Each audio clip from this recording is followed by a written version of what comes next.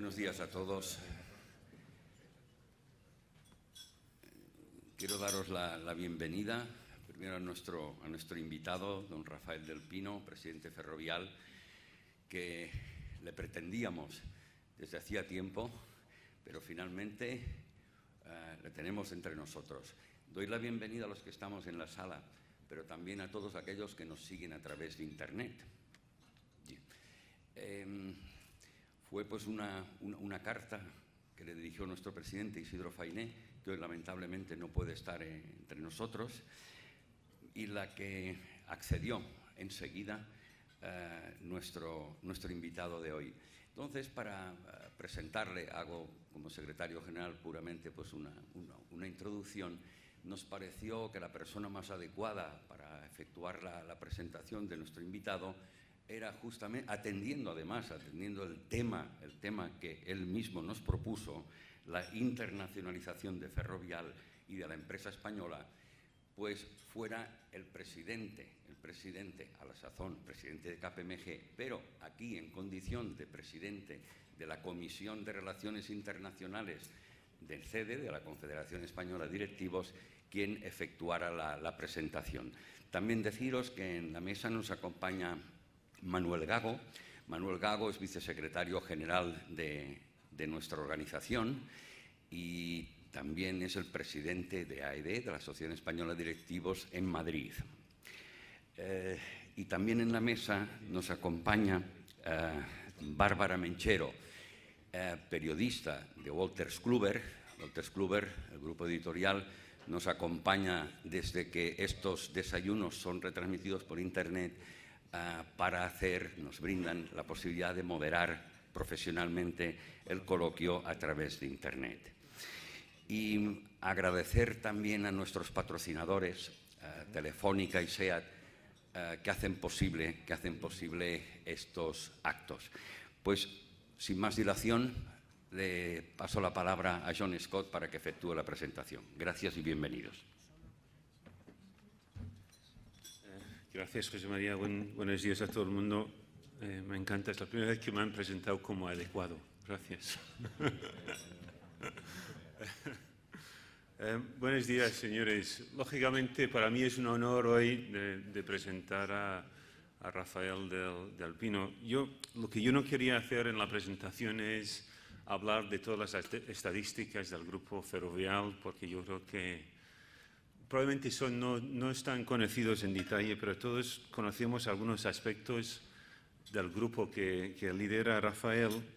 Yo quería destacar como directivo, porque al final de cuentas nuestra confederación es una confederación de asociaciones de directivos, algunos aspectos que yo creo que Rafael es un ejemplo claro a seguir por parte de, jóvenes y quizás no tan jóvenes, y sobre todo en el aspecto internacional, porque lógicamente por mi cargo en KPMG tengo la oportunidad de viajar bastante, y la realidad es que vaya por donde vaya, sea Australia, sea India, sea Canadá, el grupo Ferrovial es un grupo admirado y reconocido. Y yo creo que habría que ver por qué es esa situación, y Rafael nos lo va a contar esta mañana. Yo sí quería destacar para mí tres aspectos que yo creo que son absolutamente fundamentales en su gestión. Primero, es un líder, motiva a la gente. Yo creo que eso es absolutamente fundamental. Siempre cuando hemos estado cerca de algún aspecto de una transacción que haya llevado a cabo Ferrovial, hemos tenido la suerte de trabajar cerca de él, porque él está ahí y está ahí motivando a la gente. Yo creo que en estos momentos, da igual qué aspecto de gestión en que estamos, la realidad es que la motivación de nuestra gente es absolutamente fundamental. El segundo aspecto, creo que para mí es lo más importante, y nunca más importante en un momento como en lo que estamos ahora mismo, es que los buenos directivos, los buenos gestores, toman riesgos calculados, pero están dispuestos a tomar riesgos y ir hacia adelante con sus negocios. Y el tercer aspecto, que yo creo que se le nota en todo lo que hace Rafael, es su dedicación a la educación, su implicación en la educación. Porque yo creo que eso es absolutamente fundamental, no solamente en el funcionamiento de un grupo, pero en el liderazgo de un grupo de personas. Rafael es ingeniero de caminos, tiene un MBA por the Sloan School of Management, es consejero delegado del grupo, era consejero delegado del Grupo Ferrovial del 92 hasta el 99, es actualmente presidente ejecutivo, es miembro del Consejo de Administración de Banesto y está en el Advisory Group de Blackstone y está involucrado, como he dicho antes, en educación con MIT Corporation, con el propio Harvard Business School y con IESE. Y yo sé que está involucrado en muchísimas otras cosas relacionadas con la educación. Creo que para nosotros, de verdad, Rafael, es un gran honor poder contar contigo esta mañana y tenemos muchas ganas de escucharte. Bienvenido y muchas gracias.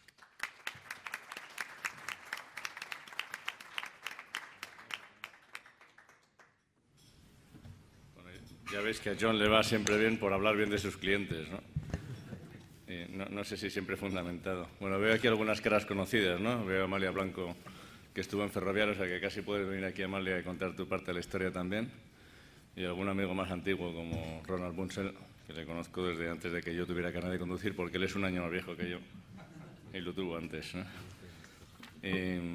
Bueno, os voy a dar algunas cifras de la internacionalización de las empresas españolas, y luego hablar un poco de Ferrovial, ¿no? Y como dice John, la verdad es que el límite que hemos encontrado siempre a nuestro desarrollo es el de los recursos humanos, así que la labor de educación e información es siempre importante.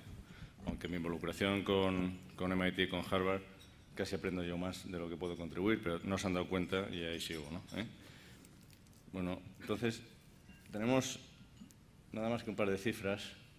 Esta es la inversión extranjera directa como porcentaje del PIB de empresas españolas en el exterior y del exterior en España. Como veis, tienen las curvas de los ciclos, pero es muy impresionante el desarrollo de las empresas españolas a partir de final de los 80, ¿no? Ahí solamente recogemos final de los 90, pero la curva viene desde muy abajo, ¿no? Los principales países destinatarios de la inversión española directa en el 2010 fueron Países Bajos, aunque yo supongo que estos son por instrumentales, ¿no? Pero veis ahí que hay una concentración muy alta en países no tradicionales, porque la primera diversificación geográfica de empresas españolas vino por América Latina y, en el caso de nuestro sector, también en el norte de África, ¿no? Pero ahí tenéis Reino Unido, el mayor destinatario, después Estados Unidos y luego México y China. Y la inversión extranjera directa de España también veis ahí como porcentaje del PIB, y ahí yo creo que se refleja mucho la crisis, ¿no?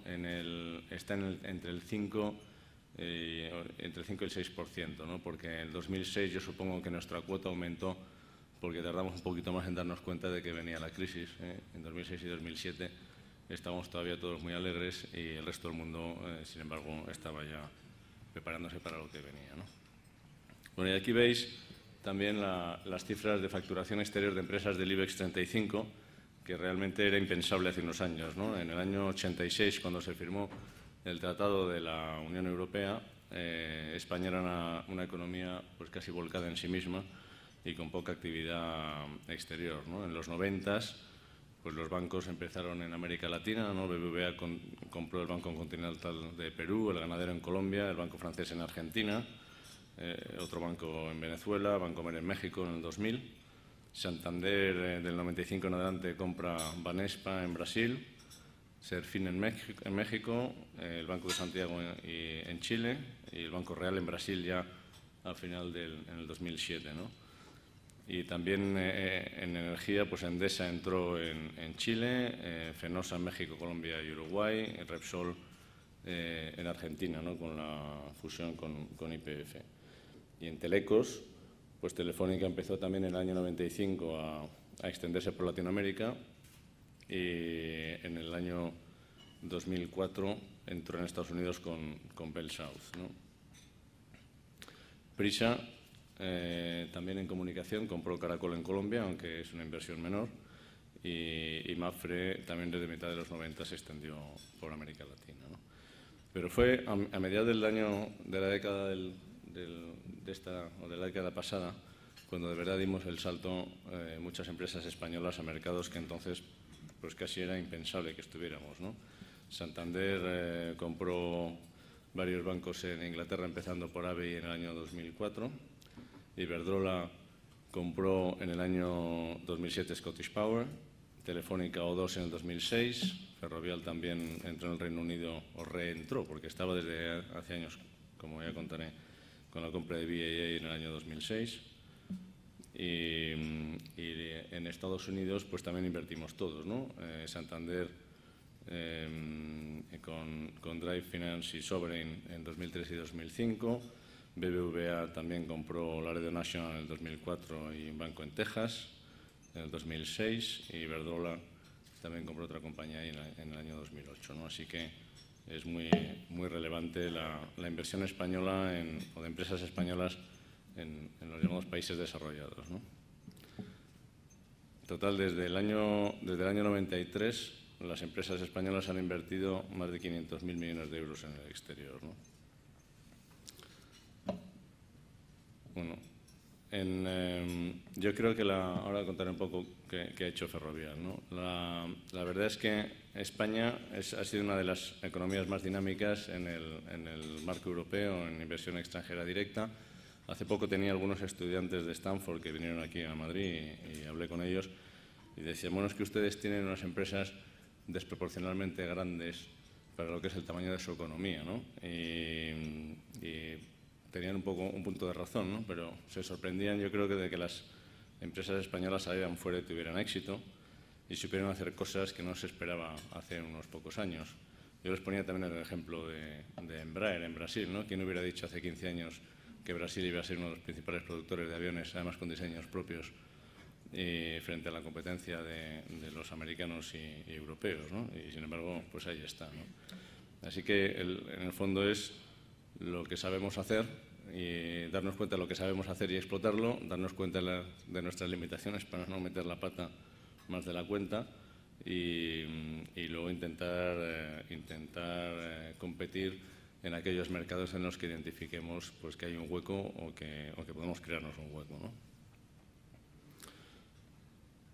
Bueno, Ferrovial,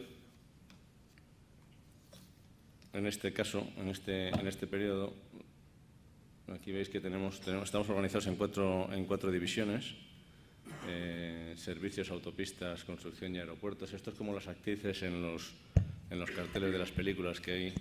Los vamos rotando el orden de aparición, ¿no? Para que no se pique ninguno, ¿no? Porque construcción, que era el que más sacaba pecho hace años porque la empresa nació como empresa constructora, pues ahora ya no es ni el más grande ni el que más dinero gana, ¿no? Y no porque lo hayan hecho mal, sino porque otros pues han cogido, han tomado oportunidades en el mercado, ¿no? Te vende también a nuestro auditor, espero que no decir nada inconveniente, ¿no? Que cambie su opinión.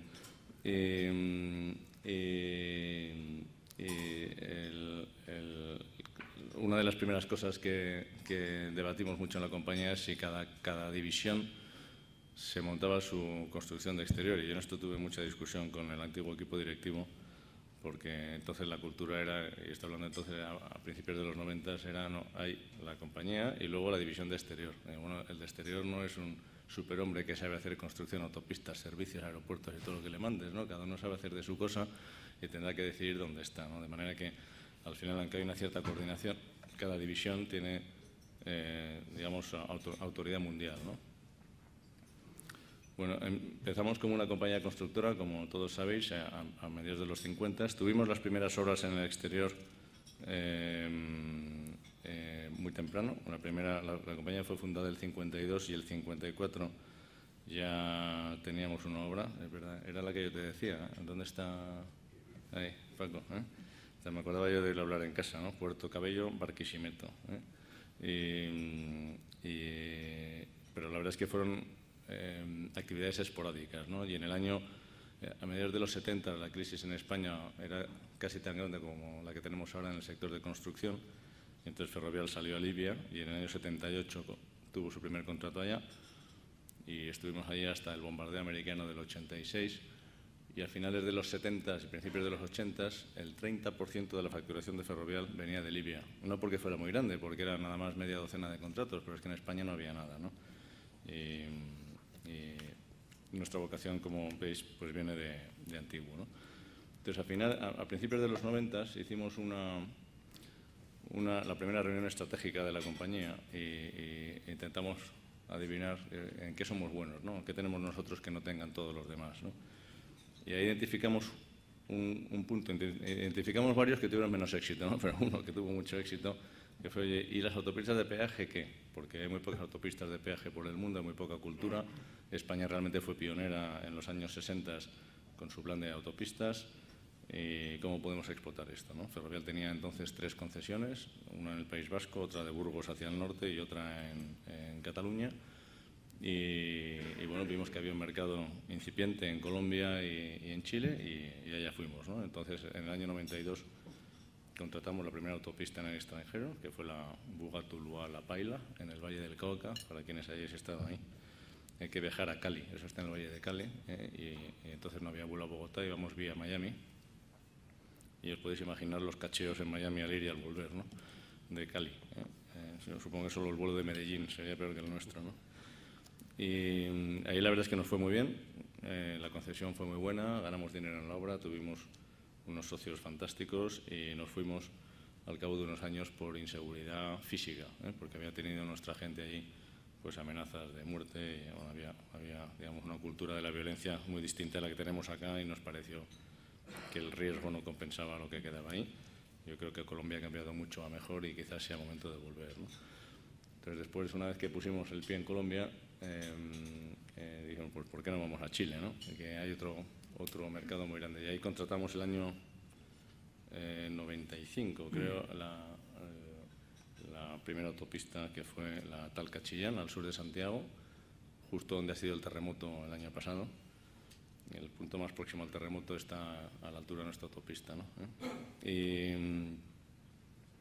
Y después de esa pues contratamos 4 más, luego compramos una quinta y al final acabamos explotando casi 1000 kilómetros de autopista de Santiago hacia el sur, que es la que hemos vendido hace poco a un fondo de inversiones colombiano, ¿no? Después de mirar más cómo era el mercado, dijimos, bueno, ¿y qué más hay por ahí, no? Y entonces vimos que en Canadá había proyectos que se movían y dentro de esos pues había uno muy atractivo, que era la 407 en Toronto, que era una privatización de una autopista existente con extensión a ambos lados, ¿no? Casi duplicación de su longitud. Y bueno, entraba dentro de los mercados objetivos, tenía seguridad jurídica, tenía un buen mercado financiero, teníamos un socio que conocíamos que era bueno en el mercado local y ganamos el concurso, ¿no? Un concurso que de verdad supuso un salto cualitativo en Ferrovial porque era la primera vez, yo creo, que íbamos a competir en inglés, ¿no? Aparte de los países árabes, en el que más que competir nos habían dado por todos lados en inglés también, ¿no? Y salvo en Libia, ¿no? Pero en los demás países árabes habíamos perdido siempre dinero.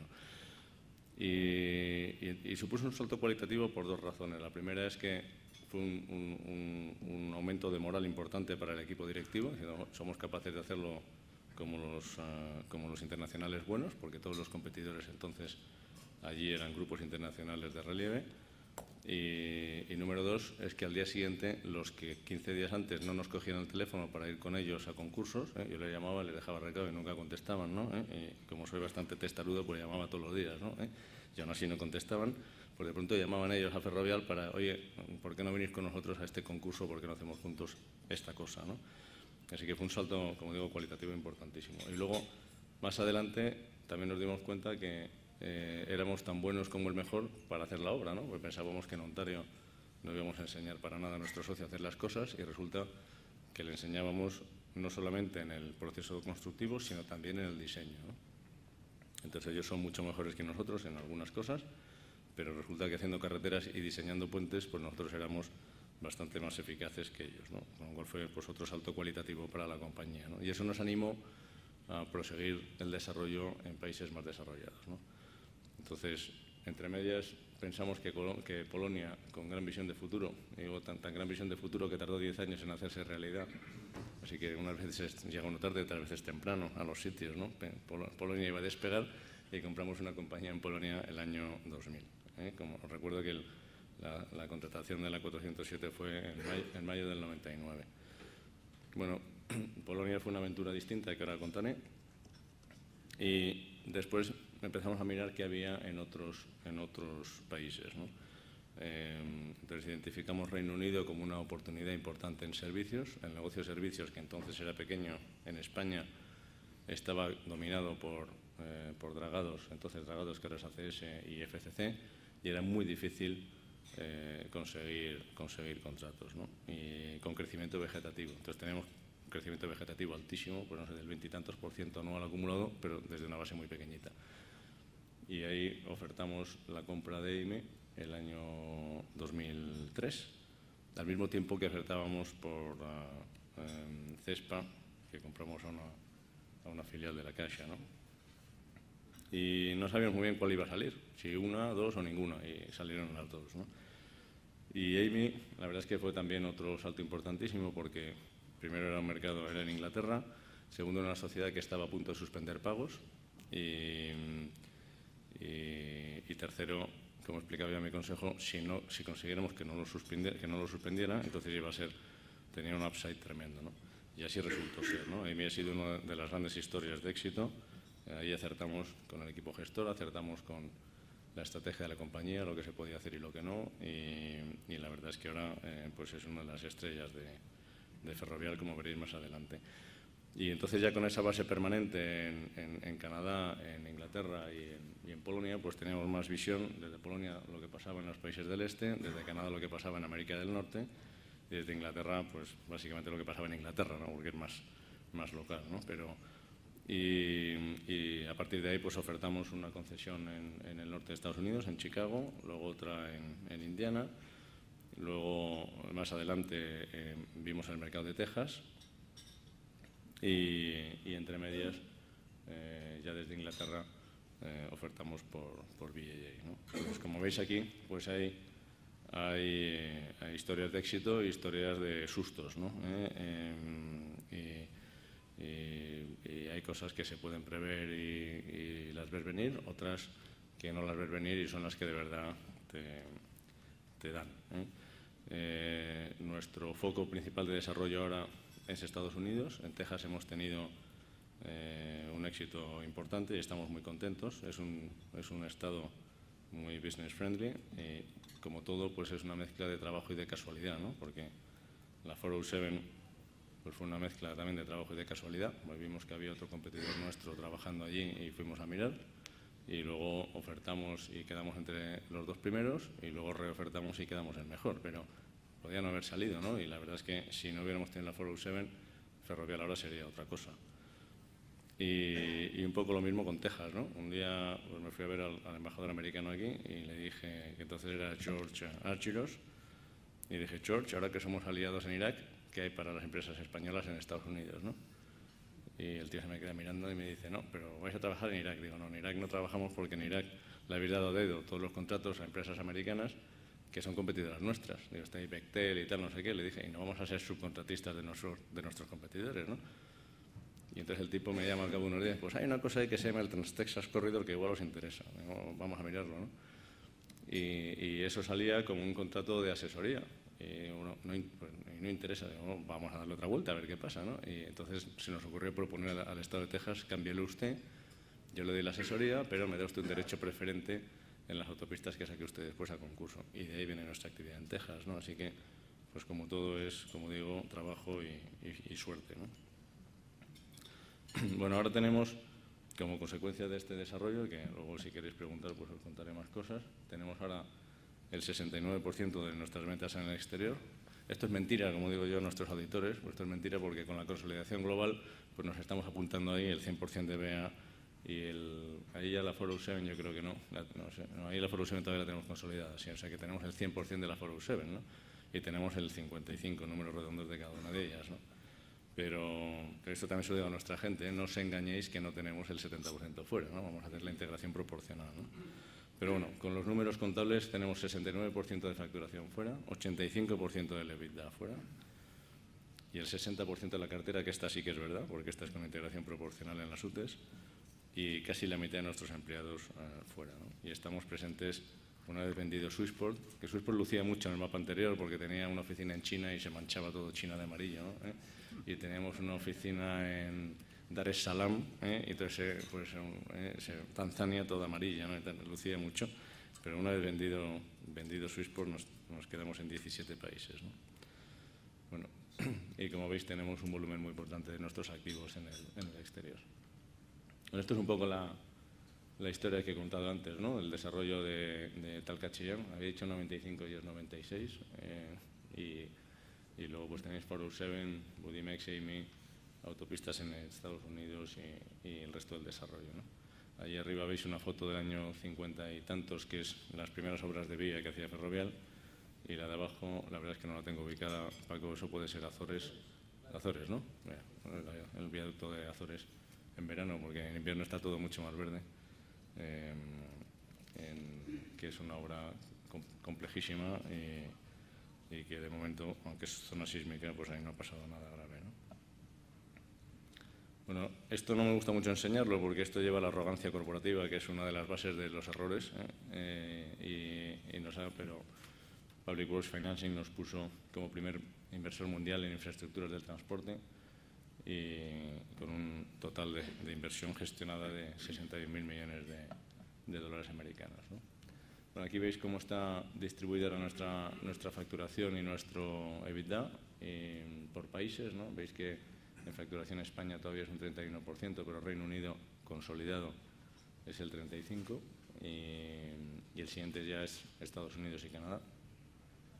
Y en EBITDA pues es todavía más chocante, ¿no? Porque el Reino Unido, aunque esto es el impacto de BA consolidado, es más de la mitad, y luego tenemos contribuidores casi iguales, España y Estados Unidos y Canadá, ¿no? Y en cartera, que este año hemos cerrado con cifra récord, y esto la verdad es que es un éxito del equipo directivo porque el mercado español de construcción tiene una caída más importante de la que se lee en la prensa.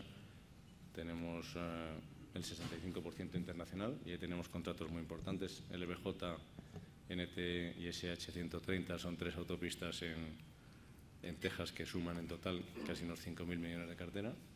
Y luego el contrato de Crossrail, que este ha sido un concurso internacional público en Londres, de un túnel que cruza Londres de este a oeste, y tenemos 2 tramos de 5 en unión con otras compañías, ¿no? Así que estamos muy contentos de nuestro éxito ahí. Y esto solo es posible si se tiene un mercado doméstico sano y competitivo, porque obviamente donde hemos aprendido a hacer túnel pues ha sido en Madrid, básicamente, y luego en otras obras españolas, y donde hemos aprendido a hacer autopistas pues también ha sido en España, aunque luego lo hayamos exportado fuera, ¿no? Y en servicios también tenemos una cartera récord, ayudada sin duda por el contrato de la ciudad de Birmingham, que no sé si habéis leído, es un contrato de 25 años de mantenimiento integral de las infraestructuras de la ciudad, que tiene inversión los primeros años y un contrato de servicios a lo largo de toda la vida, un contrato de mantenimiento de Metro de Londres y luego las carreteras en el Reino Unido, ¿no? Así que estos contratos, sobre todo Birmingham y el LBJ, han sido los que nos han permitido el año 2010 cerrar con cartera récord, ¿no? Y aquí os voy a pasar ya, para no aburriros, muy rápidamente lo que hacemos en distintas unidades, ¿no? En servicios tenemos unas ventas totales de casi 4.000 millones de euros y, como veis, el Reino Unido es casi tan importante como España. En España tenemos las marcas Cespa y Ferroser, que veréis por ahí, y en los camiones de la basura cuando no podéis pasar por la noche y volver a casa, y en Reino Unido con Amy, ¿no? Y en cartera, como veis, pues la más importante es la de Amy, que es más de la mitad de la cartera total de servicios gracias al contrato de Birmingham, ¿no? Aquí veis el contrato que os he contado y el mantenimiento del Metro de Londres. La estación esa es muy bonita, pero no la hemos hecho nosotros, solo la cuidamos, ¿eh? Ese es diseño de Foster. En autopistas, esto es el nudo de la 407, que Amalia se ha paseado medio mundo con la foto esta debajo del brazo. Y aquí están todavía sumadas las autopistas de Chile, ¿no? Que como digo ya no tenemos la mayoría, pero hemos desarrollado 25 autopistas. Y tenéis Canadá, Estados Unidos, Chile. Colombia no está porque es muy antigua la historia. Tenemos también, como veis, aparte de España, pues Portugal, Irlanda y Grecia, todos países sin ningún problema de deuda pública. Y luego, en cuanto a cifras, pues de las ventas, que son bajas porque en las autopistas el margen es muy alto, ¿no? El margen de EBITDA es altísimo. Tenemos, como es lógico, pues la mayor parte fuera, ¿no? Ahí veis un dibujo, porque esos son dos dibujos de la NTE y de la LBJ en Dallas. Y bueno, la verdad es que la LBJ, la que tenéis a la derecha, la ganamos porque presentamos una solución constructiva, innovadora y mucho más barata de construir y de explotar que la de nuestros competidores, que nos dio mucho gusto porque uno de ellos, de nuestros competidores, es español y su socio era nuestro socio tejano que nos había puesto los cuernos, si me permitís la expresión, y se quedó sin ganar, ¿no? Pero como siempre fue lo que yo llamo el value engineering, ¿no? Que es que hacemos ingeniería para hacer las cosas más baratas y prestar el mismo servicio a nuestros clientes, ¿no? Y aquí veis otra foto de la 407 en Toronto, y esto es en pleno verano, todo verde, y la M3 en Irlanda, que es pequeña, pero también nos ha ido muy bien allí, ¿no? Construcción. Tenéis esto, no sé si es Cantabria. ¿Esto es Cantabria, Paco? Esto es el acceso a la meseta desde Santander, ¿no? Molledo Pesquera, me parece que se llama el tramo. Y aquí estas pilas son récord de altura de España y muy próximo debe ser del récord del mundo. Tiene como 120 metros de altura de pila el viaducto, ¿no? Para salvar el valle ese, que es un espacio protegido. La internacionalización en construcción es más difícil. Es un negocio que viaja peor que los servicios o que las autopistas. Y aún así, pues, con una mezcla de adquisiciones y crecimiento orgánico, hemos conseguido un desarrollo importante, como he dicho, en construcción es muy difícil, y con una mezcla de adquisiciones y crecimiento orgánico hemos conseguido una diversificación importante de nuestra cartera, ¿no? Y entonces ahí contribuye mucho Polonia, que en Polonia la verdad es que cuando compramos pensamos que los fondos europeos iban a fluir al país más pronto de lo que hicieron, y también que iba a tener menos crisis económicas y políticas de las que ha tenido. Pero después de todo eso el mercado está creciendo y somos el primero o segundo constructor del país, con un gran éxito. Y luego el segundo éxito es el haber acompañado a la constructora ofreciendo una solución integrada de construcción y financiación y diseño a nuestros clientes, ¿no? Y eso nos ha permitido también, pues, cerrar el año con una cifra de cartera importante. Bueno, y ahora, como proyectos importantes en ejecución, tenemos la SH130, que es esta en Texas, entre Dallas y San Antonio, perdón, entre Austin y San Antonio, al sur de Austin, y la otra es la que he contado de Crossrail, que de momento no hay nada porque es un túnel por debajo y no hay ninguna foto que os podamos enseñar, ¿no? La verdad es que la SH130 da gusto verla porque no sé si habría ahí a lo mejor 200 máquinas grandes de movimiento de tierras trabajando la última vez que estuve. Y para que os hagáis una idea de la magnitud del contrato, estamos produciendo como $2 millones al día de obra, que eso moviendo tierras es una salvajada, ¿no? Porque no hay ninguna obra en España que tenga ese volumen, o que haya tenido ese volumen, ¿no? Y luego en aeropuertos, por esto yo cuando hablaba de John, que cuando viajaba a India o tal, siempre se acordaba de Ferrovial, no sabía muy bien por dónde iba a salir, ¿no? No sé si se acordaba de Ferrovial en la cola de seguridad o cuando le hacían quitarse los zapatos, ¿no? Pero ahí en aeropuertos tuvimos un desarrollo que no he mencionado antes, que empezamos por uno pequeñito en Chile, que es el aeropuerto de Antofagasta, al norte, en el desierto de Atacama, y que es muy, muy pequeño, ¿no? Era tan pequeño que digo, no viajéis a verlo, que os coméis en el billete el EBITDA del año, ¿no? Porque entonces dejad que funcione y no vayáis mucho por allá, ¿no?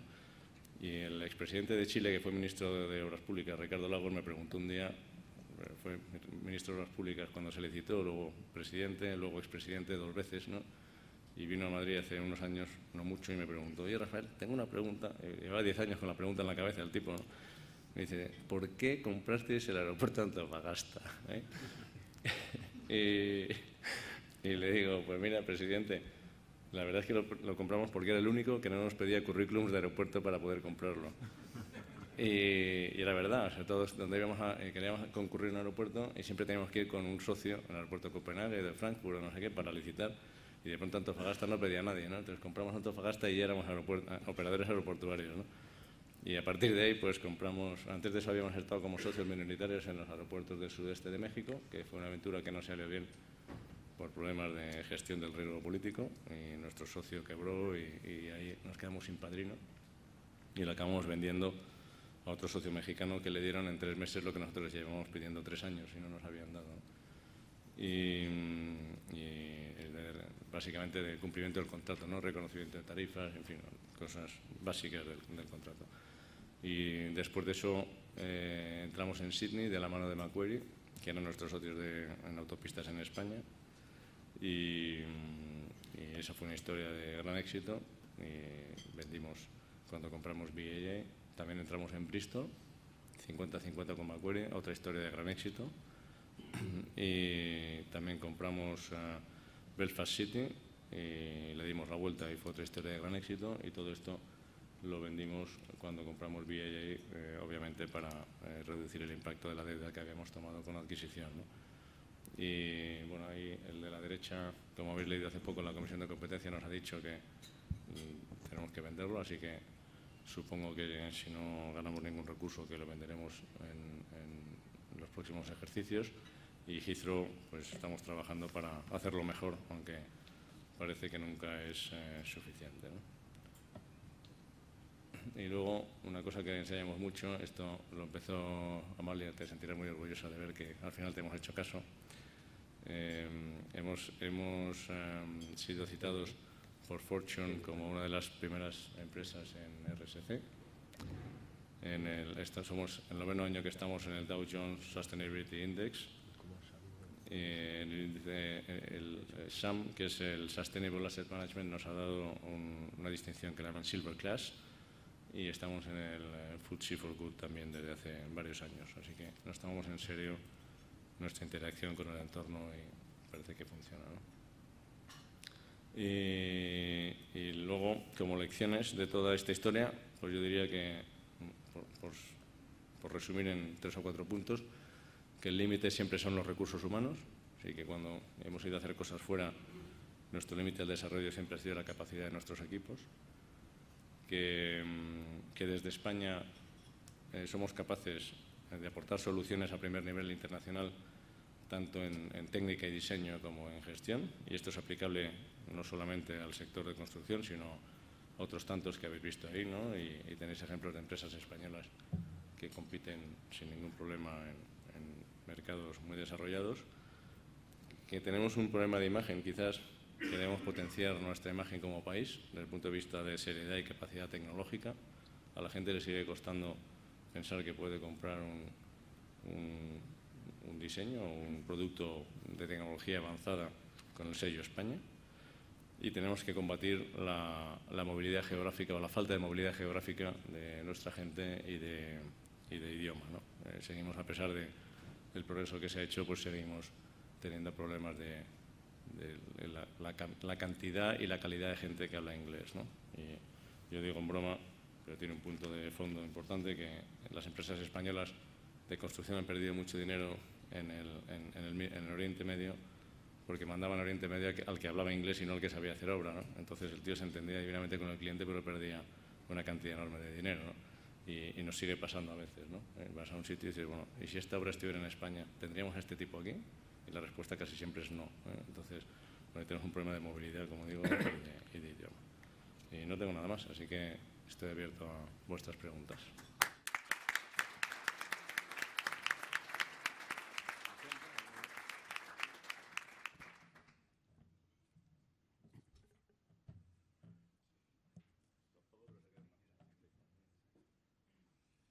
Muy bien, sí.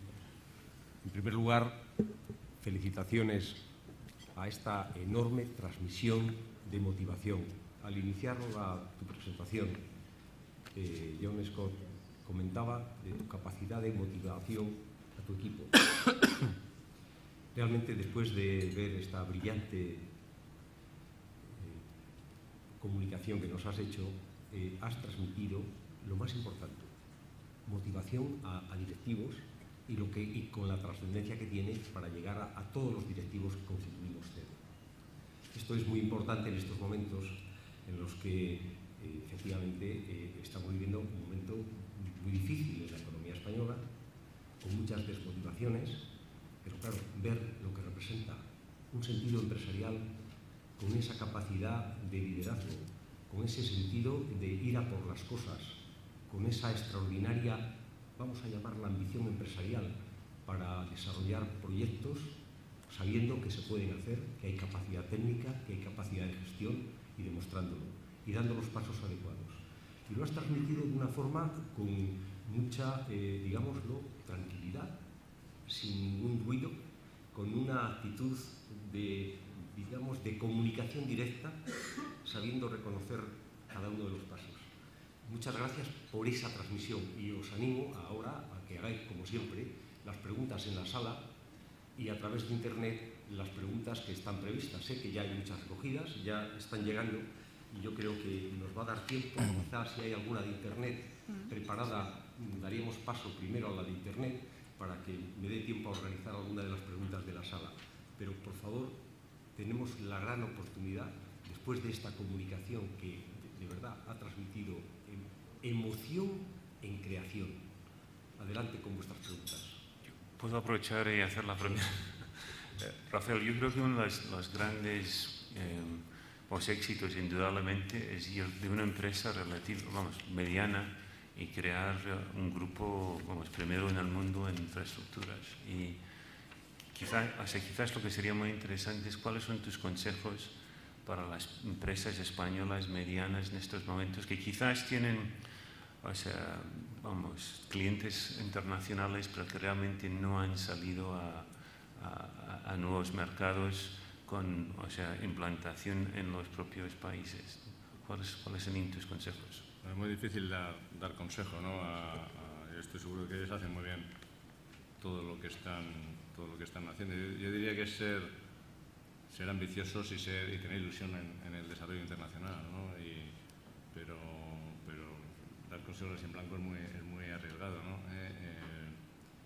Yo creo que es intentar fijarse un camino y luego, si el camino o si no puede ir uno por ese camino, pues cambiar rumbo y ajustarse a las circunstancias. Pero yo creo que ser ambicioso y luego el ser conscientes de cuáles son sus fortalezas, ¿no? Y una vez identificadas, estar seguro de que se puede competir y se puede conseguir, ¿no? Hay veces que yo creo que era mucho menos, ¿no? Pero cuando empecé a trabajar, la empresa española iba con complejo de inferioridad por ahí fuera, y yo creo que eso no es así, ¿no? Tenemos ejemplos de muchísimas compañías que son muy buenas en lo que hacen, y creo que tenemos que seguir, si son empresas medianas o pequeñas, pues a lo mejor el modelo italiano, ¿no? Que hay un montón de empresas medianas en el norte de Italia que hacen solo una cosa, pero que la venden en todo el mundo, ¿no? Entonces te encuentras al fabricante de termos eléctricos de agua caliente domésticos, y el tío es el mayor fabricante de termos eléctricos de agua caliente domésticos del mundo, ¿no? Y los hace muy bien. Pues cada uno busca su nicho, ¿no? Pero sobre todo el tener la seguridad de que eso es posible. Muy bien, pues vamos a ver, entonces paso a alguna pregunta de Internet. Sí, nos han llegado varias preguntas a través de Internet. Una de ellas de una empresa de arquitectura e ingeniería que pregunta: ¿cree usted posible la colaboración con los directivos y ejecutivos de los equipos técnicos externos a las empresas españolas como vía de participación en las inversiones o captación de licitaciones y contratas de proyectos y obras internacionales? Esta es una pregunta comercial casi, ¿no? Que voy a contestar de otra manera, ¿no? Y es que nosotros llevamos un efecto que a veces se pierde y nos sentimos a veces un poco desprotegidos de las empresas españolas grandes. Es que siempre se habla desde el gobierno de proteger a las pymes, ¿no? Y bueno, protejan a las pymes, pero protejan también a las grandes, ¿no? Porque las grandes tienen un efecto de arrastre muy importante de otras empresas, ¿no? Y nosotros hemos llevado proveedores españoles allá ya dónde estamos, ¿no? En Chile se estableció con nosotros un fabricante de vigas prefabricadas importantísimo español y se ha quedado ahí en el mercado chileno y ahora es uno de los principales productores de prefabricados de hormigón allá. En Estados Unidos, en Texas, donde habéis visto las fotos esas del AGH-130, tenemos un proveedor español de movimiento de tierras también muy relevante y que no tenía trabajo aquí, con lo cual pues está encantado de acompañarnos. Y desde el punto de vista de ingeniería, también contratamos parte del diseño en Estados Unidos y parte en España, ¿no? Porque ahora las empresas españolas son más eficientes en coste y plazo que son muchas empresas americanas, de manera que a nosotros nos viene bien porque ahorramos dinero y además damos trabajo a empresas españolas. O sea que la respuesta es que sí, pero tiene que ver si tiene capacidad para ir de socio, que es lo que parece implicar en su pregunta, o si tiene que empezar siendo un proveedor y no ser socio, ¿no? Pues vamos a hacer una pregunta de la sala, dando un cambio, entrando en un tema que es, bueno, quizá vamos a ponerlo de género. ¿Cómo se plantea en su grupo la incorporación de la mujer a puestos directivos? Pues es difícil, depende de dónde. En obra es muy difícil, en los departamentos financieros y legales tenemos una parte importantísima de directivos femeninos. En el comité de dirección me temo que no hay ninguna, porque la que está en esta sala y no está ya en el comité de dirección, porque no está en Ferrovial. Y yo tengo un cierto empeño, ¿no? en incorporar más mujeres, pero nos cuesta. No sé si es por la industria o no, pero nos cuesta, ¿no? Bueno, otra pregunta dirigida a la actividad. Aquí hay quien pregunta, las empresas constructoras españolas parece que se han diversificado hacia la energía. Ferrovial no ha estado en este sector. ¿Por qué? Bueno, pues lo hemos mirado con recurrencia, pero teníamos oportunidades de inversión más que suficientes para nuestros recursos en nuestras áreas tradicionales y decidimos en algún momento explotar esas oportunidades antes que acudir a negocios nuevos, ¿no? Y por eso estamos ahí. Quizá otra pregunta por internet. Preguntan, es un tema de fiscalidad. Dicen, recientemente Ferrovial se ha beneficiado de una reducción del impuesto sobre sociedades en Reino Unido.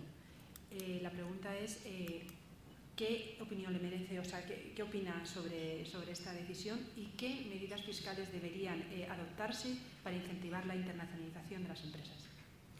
Bueno, la primera pregunta es, nos hemos beneficiado de una reducción del tipo, igual que todos, porque ha habido una reducción del tipo general, después de haber perdido una deducción de 800 millones de libras en el impacto total hace unos años, de manera que el impacto fiscal en el Reino Unido desde que compramos todavía es negativo. Nos han quitado una deducción enorme, éramos el mayor beneficiario de una deducción fiscal que se llamaba Industrial Building Allowance y eso se eliminó poco después de comprar Ferrovial BAE. Como digo, BAE era la mayor beneficiaria en el Reino Unido de esa deducción.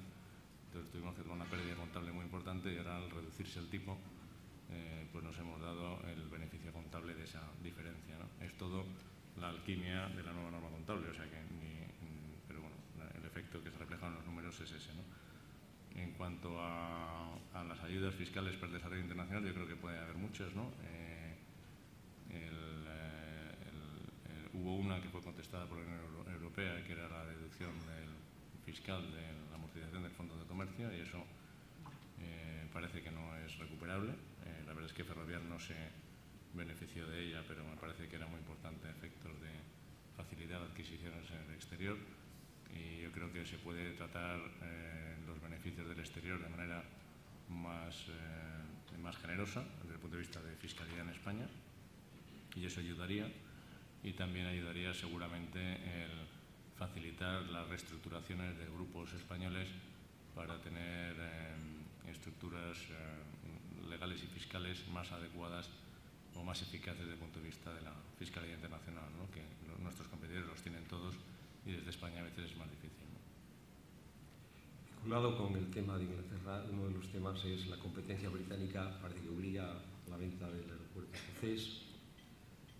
¿Cómo influye que una compañía que no es británica gestione los aeropuertos y sea liderado por una empresa española? ¿Cómo se consigue efectivamente gestionar con esas dificultades con las autoridades británicas. Ahí se ha demostrado una enorme habilidad. Bueno, yo no sé si habilidad es la palabra que ponemos todo ahí, ¿no? Pero más tenacidad que habilidad, yo creo, ¿no? Bueno, yo creo que nos hemos concentrado, hemos heredado en BAA 30 años de resentimiento del consumidor, ¿no?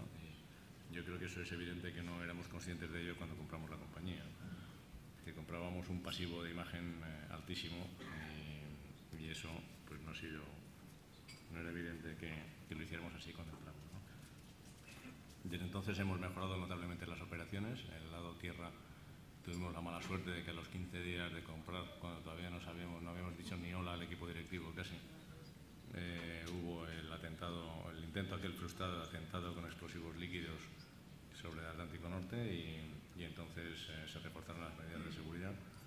Esto es como una tubería, ¿no? Hay un flujo de gente por cada línea de seguridad y si se ponen más obstáculos, pues pasa menos gente por cada arco, ¿no? Lo cual quiere decir que hay más colas fuera, ¿no? Y no puedes responder de manera inmediata porque necesitas más personas y el proceso de contratación de un guardia de seguridad requiere autorización del home office y no sé qué otras historias, total que se tarda entre 3 y 6 meses en contratar a un nuevo guardia de seguridad, ¿no? Entonces el efecto inmediato que tuvo es hay unas colas del demonio en Heathrow. ¿Qué pasa? ¿La culpa de quién es? De los españoles, ¿no? Y esto ha sido un tema que ha sido muy difícil del que ha sido muy difícil despegarnos. Si de verdad se va a la realidad de los números, la empresa es ahora mucho más eficiente y mucho más atenta al usuario de lo que era cuando la compramos, ¿no? Y se ve en todo, en los tiempos de seguridad, en los índices de limpieza, en los índices de puntualidad, en las infraestructuras que funcionan o no funcionan. O sea, antes pues, no funcionaba el aire acondicionado, no funcionaban los ascensores, no funcionaban las escaleras, con frecuencias que os van a sorprender, ¿no? Y, por ejemplo, ahora se pierden la quinta parte de maletas en número redondo de la que se perdía cuando nosotros compramos la compañía. Cuando digo perdían es que no hacían la conexión, No hacían la conexión pues porque llegaban por causas imputables al aeropuerto, Hay algunas que son por causas imputables al handling, que es de la aerolínea, ¿no? A mí cuando me dicen me han perdido la maleta, digo, no es culpa nuestra. Digo, ¿el carrusel daba vueltas? Me dice, sí. ¿Y salían otras maletas por el carrusel? Dice, sí. Digo, pues entonces nosotros hemos cumplido. Digo, si el tío de la aerolínea no lo subió al carrusel, es su problema, no es el nuestro, ¿no? Pero se imputa sin duda a BAA, ¿no? Así que, como digo, el esfuerzo de gestión ha sido grandísimo, no ha terminado, pero el cuadro directivo que hay ahora es mucho mejor que el que había cuando compramos y las prioridades son claras. Y además hemos reducido de manera muy sustancial los gastos generales y hemos aumentado la eficacia en las inversiones nuevas, ¿no? Es decir, por poneros un ejemplo, el coste de una plaza de aparcamiento en la T5 fue de 25.000 libras por plaza, la repercusión de construcción. En la nueva T2 va a ser de 15.000 y es lo mismo. Entonces, bueno, ahí dais una idea del esfuerzo de gestión y eficiencia que ha llevado BAA, ha llevado por nosotros, pero el equipo directivo de BAA durante estos años. En un momento como este de crisis económica y de dificultad desde el punto de vista financiero, ¿cómo ha impactado en los planes de expansión internacional esa crisis financiera? Bueno, de manera muy importante y con dos signos distintos, ¿no? Entonces, la primera es que hay menos recursos y eso es un signo negativo importante, y a eso se suma que el mercado doméstico está más triste y por lo tanto pues tiene uno más prudencia a la hora de invertir recursos fuera, que eso es signo negativo. El signo positivo es que precisamente porque el mercado doméstico tiene una tonía tan marcada, pues nos vemos forzados, aunque no quisiéramos, que no es el caso nuestro, porque sí que tenemos esa vocación a trabajar en el exterior. Vamos a pasar a Internet. Un poco a colación con la pregunta que se ha desarrollado ahora mismo. A pesar de las dificultades del 2010 en todo el tema de gestión de circulante, Ferrovial acabó el año pasado con una posición positiva de tesorería. Esto les ha permitido afrontar 2011 con soltura. ¿Va a mantener esa posición en el 2011 o va a haber también dificultades en esta gestión? Esto no sé si es un analista camuflado de directivo, ¿eh? Entonces yo le pediría que se refiriera a las presentaciones del director financiero en ese aspecto.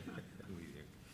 Hay una pregunta... Esto me recuerda a una viñeta que había en el Wall Street Journal hace muchos años de un perro dándole un teclado y decía: lo mejor de Internet es que nadie sabe que eres un perro. Así que una de las ventajas que está camuflado, ¿eh? Una de las ventajas que tenemos en nuestra asociación es precisamente la oportunidad de tener este coloquio abierto y al mismo tiempo, evidentemente, las preguntas que no corresponden no se responden. Bien, hay una cosa que preocupa y se ha puesto en el manifiesto en la exposición, y es, y nos hace una pregunta precisamente Margarita de Cos, nos pregunta, dice, ¿se podría dar algún detalle? Margarita pregunta mucho, porque sí, no es la primera que la segunda, ¿no? el tema de la mujer, que ha sido ella. Muy bien. Pero esta es, en fin, que es un tema que le afecta mucho a Margarita, es la actividad de Ferrovial en medio ambiente. Y RSC, por Y ejemplo. RSC. Bueno, en medio ambiente hacemos muchas cosas. Yo lo que he dicho muchas veces es que no hay que fabricar aerogeneradores para ser una empresa verde, ¿no? Entonces, pues sí que te tienes que preocupar, yo creo que en dos vertientes. Una es cómo minimizas tu impacto en el medio ambiente en las actividades de todos los días, y la otra es qué oportunidades ofrece ese mercado a tu compañía, ¿no? Que son dos preguntas de índole o de naturaleza muy diferente, ¿no? Entonces, en la primera hacemos mucho esfuerzo, una parte es iniciativa propia y otra es imposición del mercado y de nuestros clientes, ¿no? Pero, por ejemplo, en las carreteras, hace años pues no dudábamos hace 15 años en traer materiales de donde hiciera falta si era más barato, y verter los materiales que salían de la carretera, si no eran utilizables para construcción, en vertederos donde fuera posible, ¿no? Entonces, ahora intentamos reutilizar los materiales de la traza en la construcción de la carretera, ¿no? Y esto parece una tontería, pero minimiza el impacto no solamente visual, porque no hay préstamos ni vertederos de tierra, sino también la emisión de CO2, porque hay mucho menos transporte de material dentro y fuera de la construcción, ¿no? Esto es un ejemplo muy claro, ¿no? Otro, en la segunda parte de oportunidades, pues estamos viendo cómo desalar agua de manera más eficaz desde el punto de vista energético, ¿no? El mayor coste en la desalación de agua es la energía, ¿no? Pues básicamente, cuando se desala por ósmosis inversa, lo que se hace es hacer pasar agua a muy alta presión a través de una membrana que separa de la membrana osmótica que separa el agua salina del agua no salina, ¿no? Entonces, estamos intentando aprovechar la presión del efluente y utilizar membranas que sean también más eficientes energéticamente. Desde el punto de vista de tratamiento de aguas residuales de ciudades, es un tratamiento que consume energía ahora, porque hay que fermentar los lodos, y lo que estamos intentando es utilizar las últimas técnicas para ver si podemos convertirlo en neutro o en productor de energía. En vertederos, por ejemplo, estamos aprovechando el biogás que se produce en la fermentación de los residuos también para producir energía con generadores o motores de gas. O sea que hay un montón de actividades que estamos haciendo en ese entorno, ¿eh? Y luego la presión medioambiental también nos ha hecho, entre otras, ganar el concurso de Birmingham, porque una de las cosas que hemos ofertado al ayuntamiento es la sustitución de todas las luminarias de alumbrado público por lámparas de diodos, que además se pueden atenuar.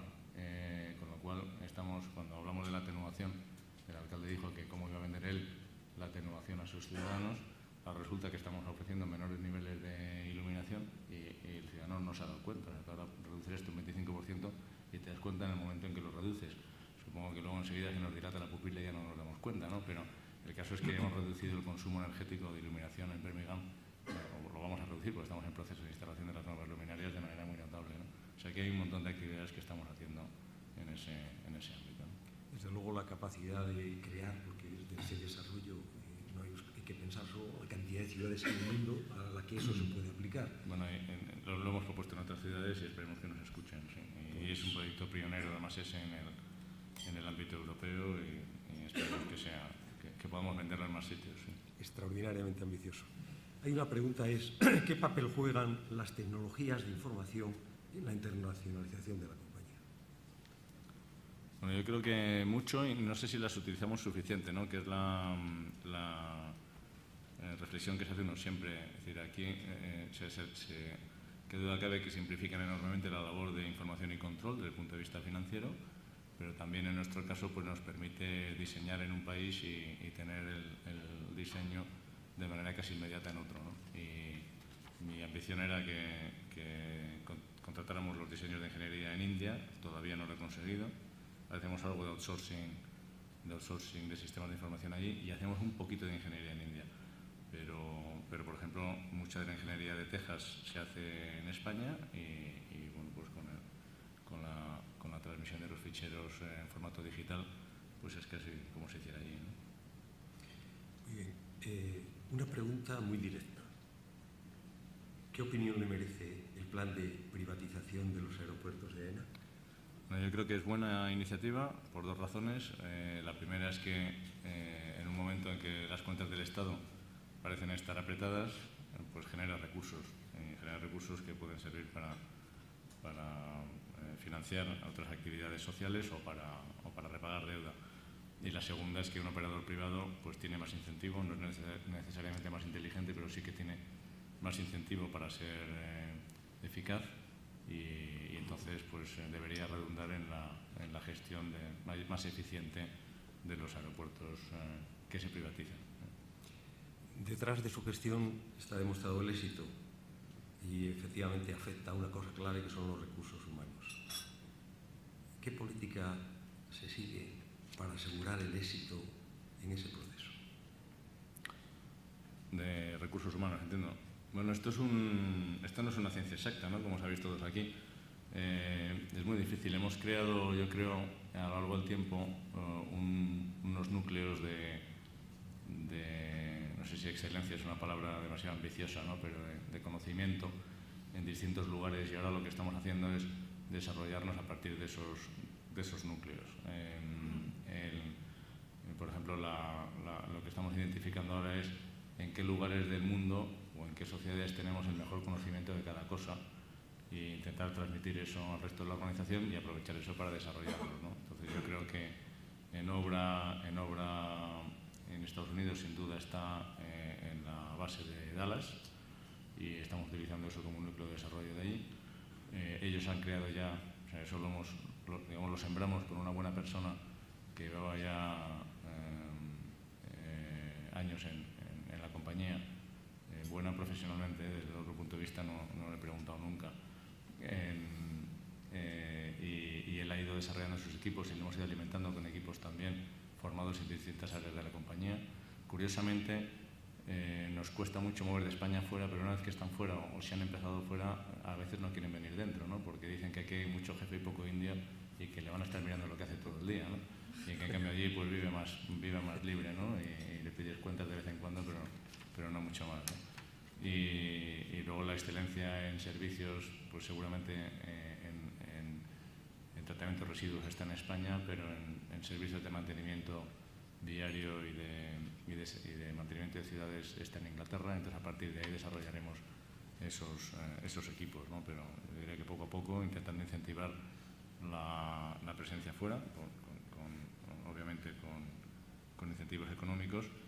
Y luego una asignatura que todavía no hemos resuelto del todo es cómo se resuelve la vuelta de esas personas a España cuando quieran volver, ¿no? Y la verdad es que eso nos cuesta. Hemos tenido algunas historias de éxito, pero no suficientes para acabar de cerrar el círculo, que yo creo que es lo que de verdad facilitaría el ciclo completo de los equipos directivos. Otra pregunta que afecta dice, parece que el porcentaje de ventas más importantes se producen en países muy desarrollados. ¿Qué perspectivas presenta para Ferrovial países con gran potencial, como puede ser China o India? Bueno, la verdad es que en China perdimos una oportunidad porque hace muchos años fue un equipo, nos llamaron para ver si podíamos hacer autopistas de peaje en Beijing. Mandamos un equipo ahí y casi todos iban en bicicleta y las bicicletas no pagaban peaje, ¿no? Porque no era legal el pedir peaje a las bicicletas, ¿no? Y entonces decimos que no valía la pena con gran visión de futuro, ¿eh? Y así que hay muchas oportunidades perdidas, ¿no? Ahora ya no sé si es tarde, porque ahora los chinos ganan dinero, pero los demás no sé si lo ganan en nuestro sector. Y bueno, hemos vendido alguna depuradora y hemos mirado algún proyecto, pero no hemos descubierto la manera de, por lo menos, tener un cierto grado de seguridad que se va a ganar dinero en lo que hagamos, ¿no? En India sí que veíamos la manera de ganar dinero, pero sin embargo hemos hecho también acuerdos con alguna sociedad india y hemos concursado algún proyecto, pero las cosas van muy despacio, así que una porque va rápido y no se gana y otra porque va despacio pero se podría ganar. No hemos hecho nada, ¿no? Y Brasil, que no he mencionado ahí, Brasil yo creo que es un mercado también muy importante, pero en Brasil hay 3 o 4 competidores buenísimos en nuestro sector y la verdad es que hemos también intentado entrar y no hemos tenido éxito hasta la fecha, ¿no? Muy bien, vamos a dar una pregunta a internet. Preguntan, ¿cuál es la estrategia a medio y largo plazo de la expansión internacional de Ferrovial? Esta no sé si es otra lista también, ¿no? Pero esto ya lo hemos contado, ¿no? Yo creo que estamos ahora enfocados en el desarrollo en Estados Unidos. Tenemos ahí contratos importantes que terminar de desarrollar y ese es nuestro foco principal. Hay alguna otra oportunidad en otros estados que estamos mirando. Tenemos también una base puesta en Oriente Medio que si se estabiliza, pues yo creo que también tenemos oportunidad de trabajar, pero que duda cabe que en las últimas semanas pues ha puesto un interrogante sobre toda esta zona geográfica en cuanto a estabilidad política y hay que esperar un poco. Y luego tenemos las asignaturas pendientes, que digo yo, de los BRICS, que como he contado por distintas razones, pues no estamos, ¿no? En Rusia estábamos a través de Budimex, pero es un mercado que es muy poco transparente y en el que hemos decidido poco a poco retirarlo, ¿no? Muy bien. Una pregunta y finalmente una conclusión, pero primero la pregunta. ¿Cómo orientar la creación, la educación para incentivar los futuros directivos internacionales con espíritu emprendedor? Pues lo primero es que vayan a estudiar fuera, yo creo, ¿no?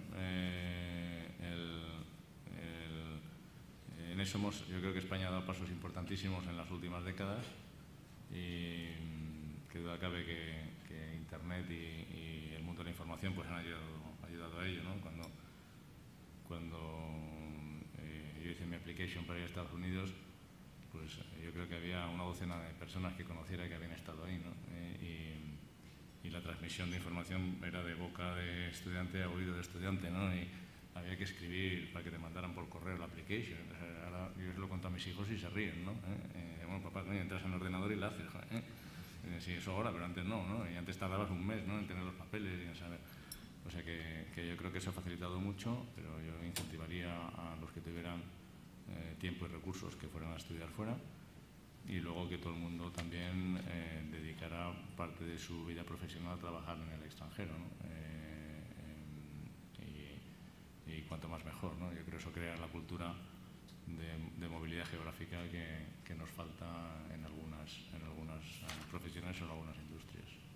Presidente, muchas gracias por esa transmisión de comunicación, esa transmisión de motivación que de verdad nos ha llenado de un espíritu de aquí salimos a hacer cosas, teniendo las ideas claras de que se pueden hacer. Nos has transmitido una gran capacidad de gestión, de conocimiento, de motivar equipos, pero de conocimiento sólido, técnico, con rigor. Y eso realmente, y claro, la imagen de España hay que hacerla como nos has transmitido, pero hay que hacerla como lo estás haciendo tú. Eso es transmitir la imagen de España. Evidentemente, apuntando a lo que realmente se necesita.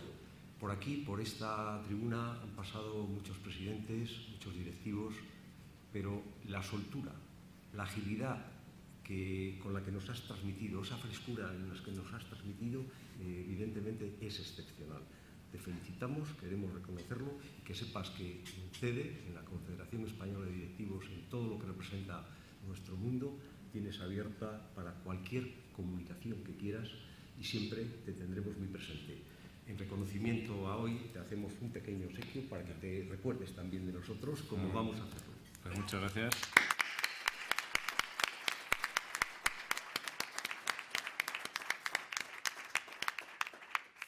Bueno, pues muchas gracias a vosotros por escuchar y gracias. Y bueno, me voy con la moral muy alta con todos los piropos que me has soltado.